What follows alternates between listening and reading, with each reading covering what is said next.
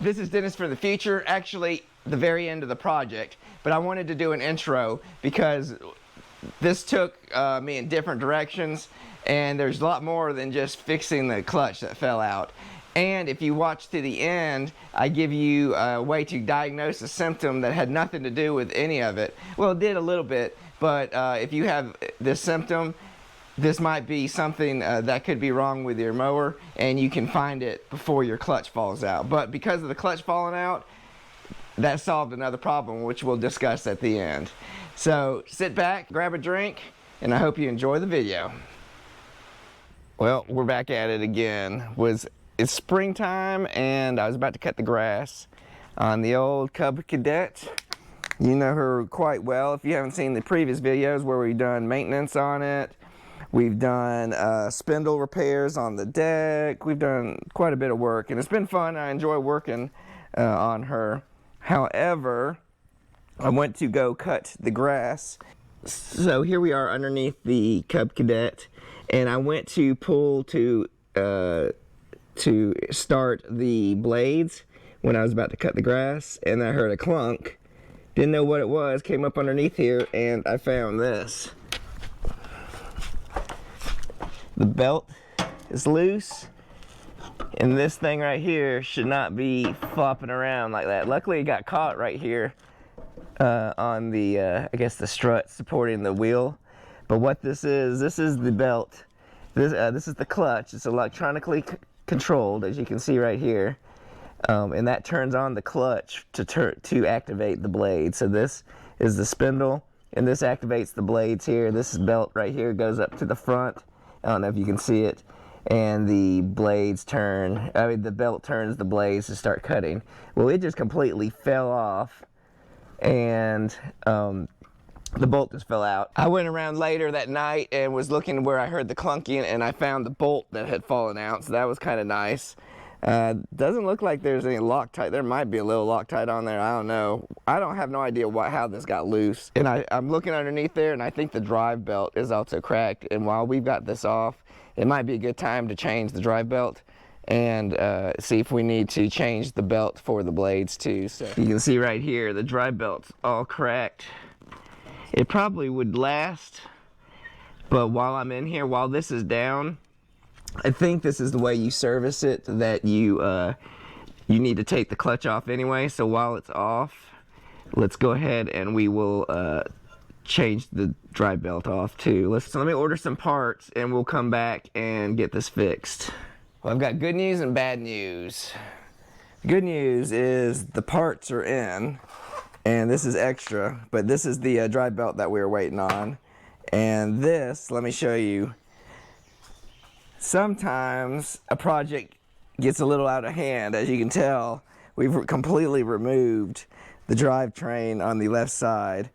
And the reason why I did that is because by removing the drive belt here, I figured since we're already this deep into the project, there's a fan that goes up underneath here. It's actually this fan right here. This goes up underneath here, and it cools the hydro gear. But about a year ago, the drive belt popped off. I think I hit a stick, and it totally destroyed the fan. And as you can see, there's no more blades on this thing. So since I was already taking the drive belt off, I thought I could easily get this off. I was trying to lift the body up and then maybe sneak my hand up in there, but the body goes all the way. The body goes all the way down to here. There's no way to get to the nut. So the easiest way to do it was to remove the two, I don't know if they're torsion bolts or big long bolts that connect the two hydro gears together, and 3 bolts to remove it from the body and pull it out. So I always want to check to make sure the new part fits the old part. That's actually the reason why I went ahead and took the tire out, because I wanted to see what this looked like, because I think there's 2 different versions of it, and I wanted to make sure I was getting the right one, because I think there's one with tabs and one without tabs. So I got this, but it is a little bit different. It's got little nubs, which this one doesn't have, which I think is actually a good thing. So you see, when you place this, the tabs in their slots, there's 2 specific ones that have extra holes on the side there, and that's where these little nubs go into. So it makes sure it fits there, and then you put the pulley just like that, and there's there's nubs going up too, and those go in the pulley itself. So that would have helped get the nut off from before. I think that was the issue I was having, because it didn't have anything to bite to. So then you got a little washer there, and then you got the nut. I'm going to clean up the there's a little bit of rust on where the belt rides. I'll clean that up, and then we'll get it put together.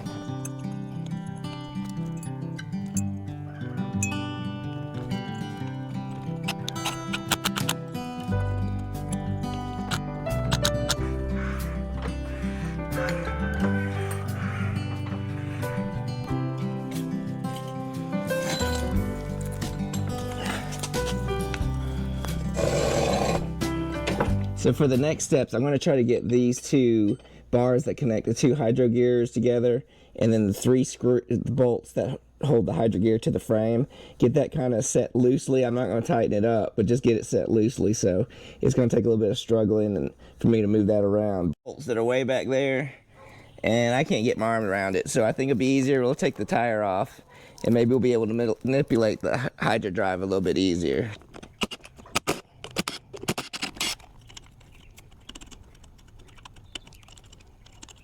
There you go, should have done that earlier. Now I can get to all the bolts so easily.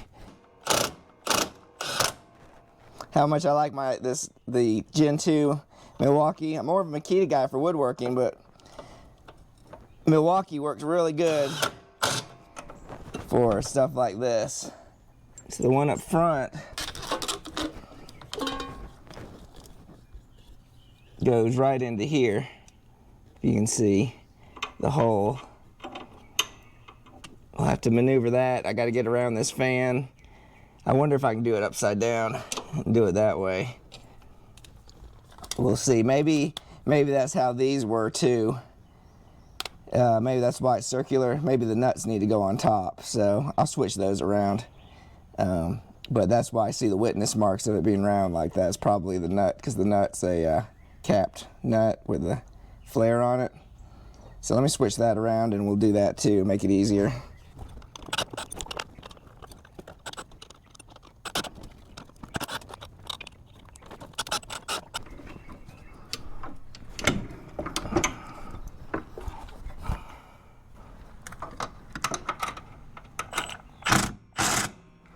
The problem with these bolts is they don't have a head on it. They've got this little, just oblong pill-shaped looking thing that you got to hold on to.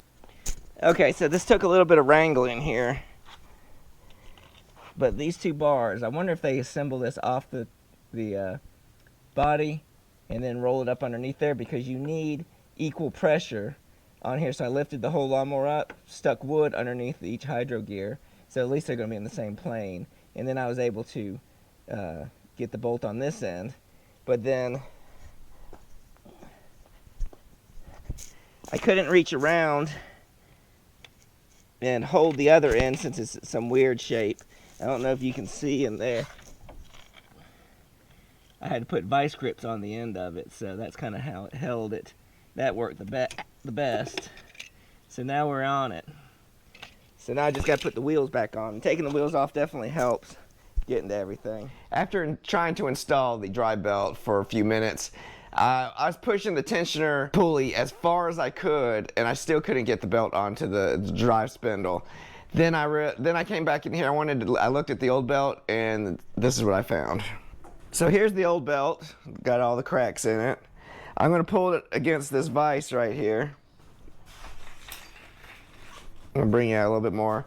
Here is the UDC belt, and we'll probably try to position it about the same. And then if you come right here, so after looking back online, the UDC belt size was 57.3. It said it fit the RTX 50 Cub Cadet, but looking at the specs of the actual motor, it needs a 57.75. So there's a half an inch. And that half an inch can make a big difference, and I think that's what we're seeing here right now. So we got our Happy Smiles package in.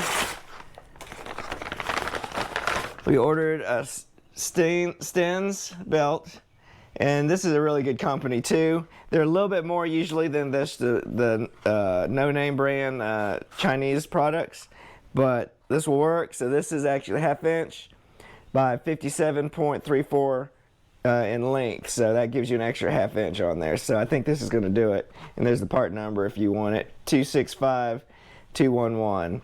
So let's go give that a try. Hopefully this will fit.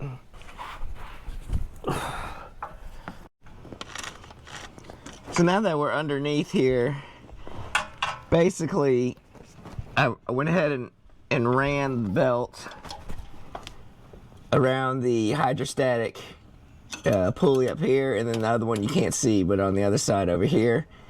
And then I've got to put the drive pulley right up here. I'm going to insert that, and then we're going to push, this is the tensioner pulley. We're going to have to push it forward and wrap this around the tensioner pulley like that. Let me get the drive pulley on here, and hopefully we've got enough belt length. We've got a washer that needs to go up first, then the drive pulley.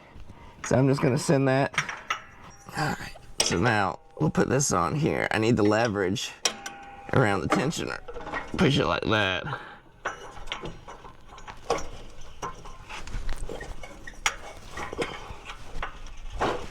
Yep, got it, there you go. So that's the way you want to do it. I don't know how much of that you saw.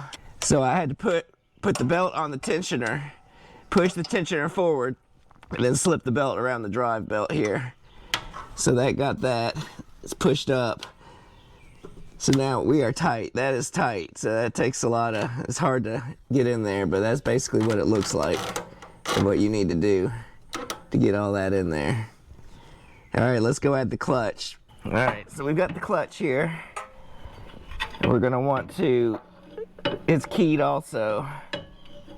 So, and I think we've got to get that slot into the tab right here that kind of holds it still. There you go.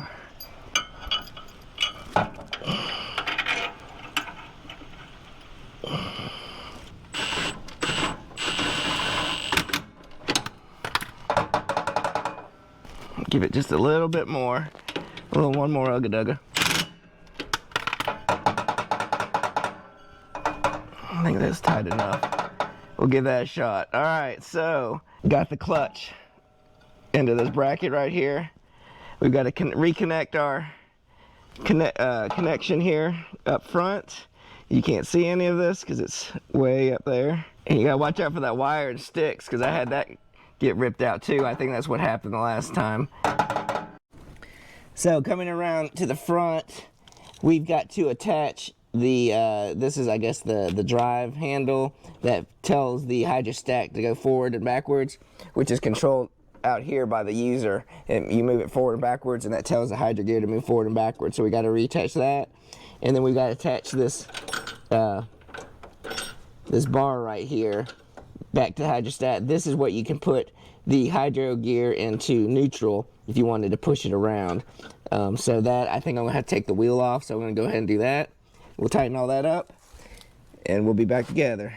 All right, with the wheel off, I was able to reconnect that drive lever there, the neutral switch there, and then since this is the left side, there is, I don't know if you can see up in there, there is a another bar that you've got to connect for the parking brake that goes back there too. It's just a little clip, not too bad. So we got to put the blade belt back on, and we should be able to test it, and the wheel.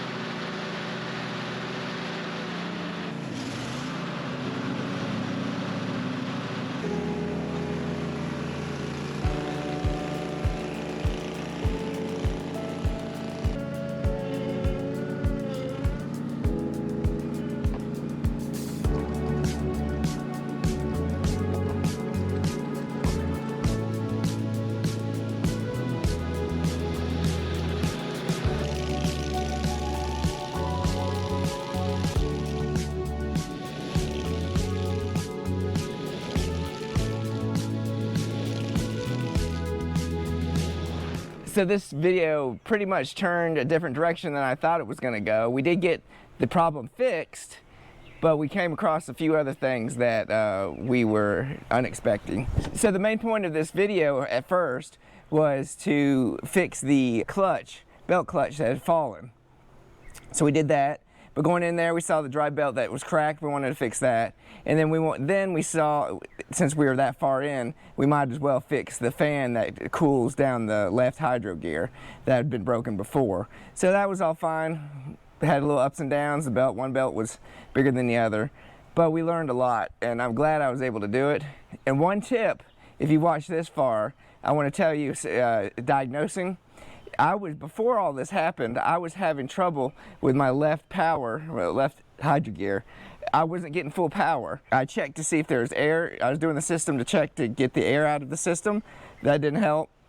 I checked the level of the fluids. That really didn't help. I added a little bit, but it was fine. What comes to find out, after the clutch fell, putting it back together, I've got full power again. So what that tells me is that the clutch was getting loose and was causing the drive pulley above it to shift back and forth. So I wasn't getting full power when I was trying to navigate with the left handle. If you're having problems with your left gear, probably because the way the belt spins is weaker on that side. The right gear I wasn't having any problems, but that might be because of the way the belt's spinning. It's pulling the drive belt tight. But with the left one, I just was losing power. So I would check just the tightness of how that clutch is, that bolt holding the clutch and the drive belt. That might help you in the future. But also, if that's not the case, then it could be the hydro gear too. But I'm glad my hydro gear is okay. It was just the a loose bolt. We're put back together. Hope this helps you. Hope you enjoy working on your projects, and we'll see you next time. And if you'd like to see more videos like the one that you just saw, you can check here and here. And remember the ABCs of making. Always be creating. Till next time.